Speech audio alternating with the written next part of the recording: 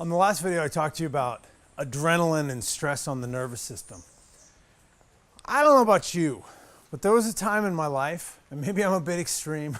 I recognize I'm a little eccentric in certain ways, but there was a time in my life where there was so much pressure inside of me that all I could do was try to hold it all together.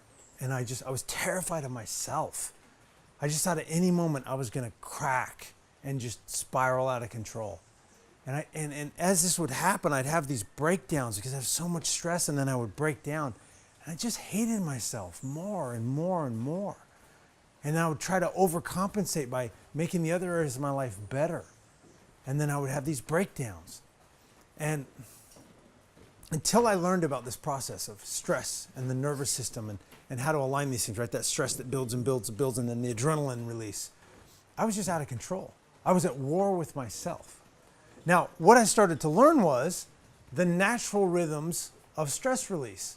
So the number one natural way that the body gets stress, out of it, not the way we get stress. There's a lot of ways we get stress. The way we release stress, what do you think it is? It's rest, right? So when we rest, we release stress. Dreaming is this way of releasing stress. But the problem is, most of us don't get enough stress. I mean rest. I must be thinking about stress today. Most of us don't get enough rest.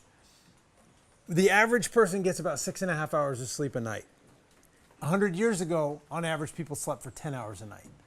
And I think we probably have more stressors on us now. I remember this story my grandma told when she was little. My great-grandpa was driving home from church with the family in the Model T Ford, and he would get the car going up to 25 miles an hour. And my great-grandma would just scream and just be like, this is crazy, slow down, you're gonna kill us all. She'd be screaming at him and he'd be bouncing along at 25 miles an hour. I think we have more stress in our lives today. You think about the modern lifestyle, right? What do? We get up in the morning, usually to some sound, We wake up, we haven't had as much rest as we would have liked. And then so what do? We spike the adrenals, right? Caffeine, sugar, refined things, and then we focus our attention on the news. A lot of us do. What's the news all about?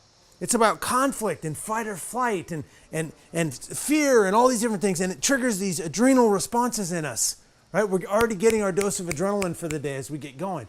Then we get in a car and we go at speeds that our grandparents and our great-grandparents would have thought would have killed us, right? And we have we drive at other cars with nothing but a yellow line in between us, and we're like this far away from each other. Whoa! And that's stress on the nervous system. And we get to work, and there's all this pressure on us to perform and produce and go. And then we hit that point when we need a rest, right? The body signals us and says, I need a rest. This is too much. And what happens? We spike it again, and we skip the rest. And then we keep going. And by the end of the day, we get home. I don't know about you, but I would get home at the end of the day, and my mind was so jacked up. And I was so on pins and needles, I couldn't even listen to people that were talking to me. I could try to keep my eyes open and listen while they spoke and at least make it look like I was listening, but I wasn't hearing. All I wanted was to get out of my mind, whether it was music or food or substances or entertainment or anything to distract my mind from what was going on inside of me. And then we take a sleeping pill and go to bed, right? That's our modern world.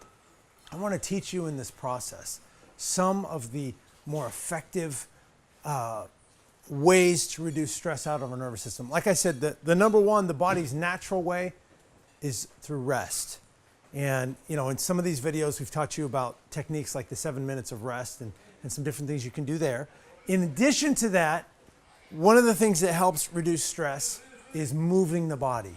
Right? So we talk about the yoga practice and the stretches. Exercise is a great way to reduce stress. Sex can be a great stress reducer when we use it in alignment with natural law.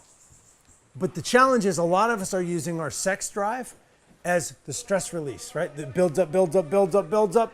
And we use sex as the stress release, and it leaves us feeling hollow and empty. And it depletes us on a physical level. And when it's used in alignment with natural law, it can be really enriching and nourishing and quite a fantastic stress release, one of my favorite. The other ways that we do this, there is one process and one technique that the brain studies that have been done on this say that it's 4 times more restful than sleep. And this is a process of meditation. Some people call this mindfulness. What is this? What does meditation mean? I used to read about meditation and this. I'd read about people that would say that they had reached some point of nirvana, some point of enlightenment, some point of some like out of body spiritual experience. And I would sit down and go, okay, well, how do they do that? And I would sit and try to do one of those. They'd bend their legs like this, and I couldn't get my legs to bend like that. And I would sit down and I'd try to quiet my mind, and it was just craziness. I didn't know how to get still. I didn't know how to get quiet. I didn't know what to do with my mind. And I felt like meditation caused me more stress than just dealing with life and shutting it all down, ignoring my feelings.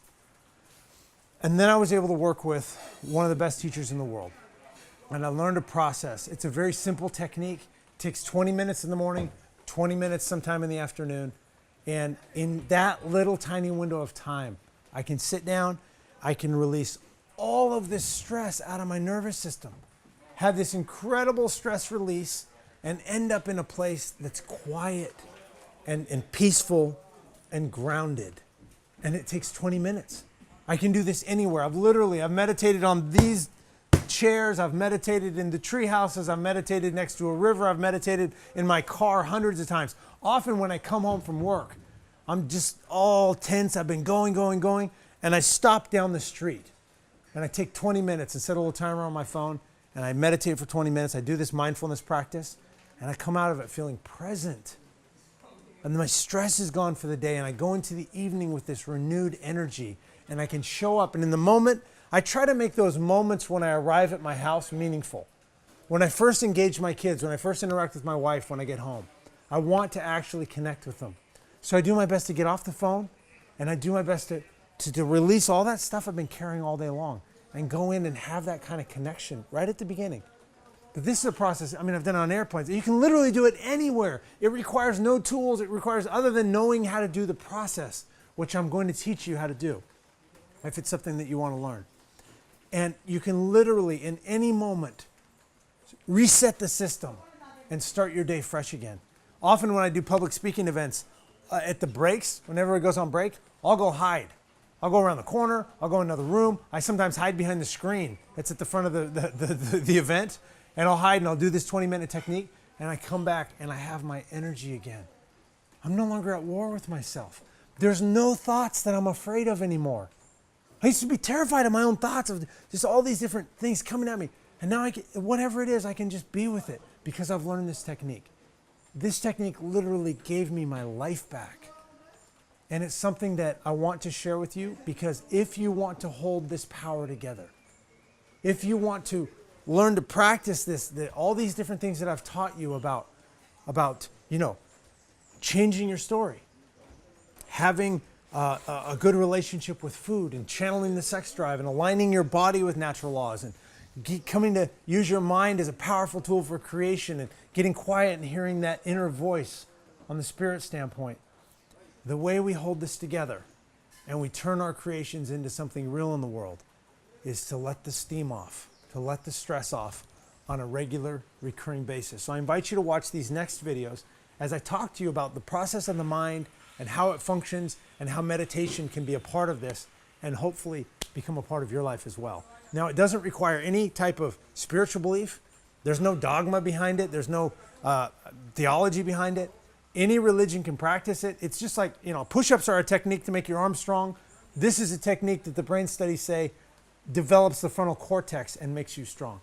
So go into this, explore it for yourself, and as I like to say, experiment with it. See if it's something that works for you, and see if it's a tool that, it becomes self-evident that it's an incredible way to live, to be able to just let go of that stress anytime that you need to. Now I've prepared a cheat sheet for you that's going to teach you and help you in learning healthy ways to manage your stress. So if you're ready to take a look at this, just click on the button on this page and go through the information, and I'll send you an email that's going to teach you how to start to align with these natural laws of power, one of the very most important of them being learning how to manage your stress.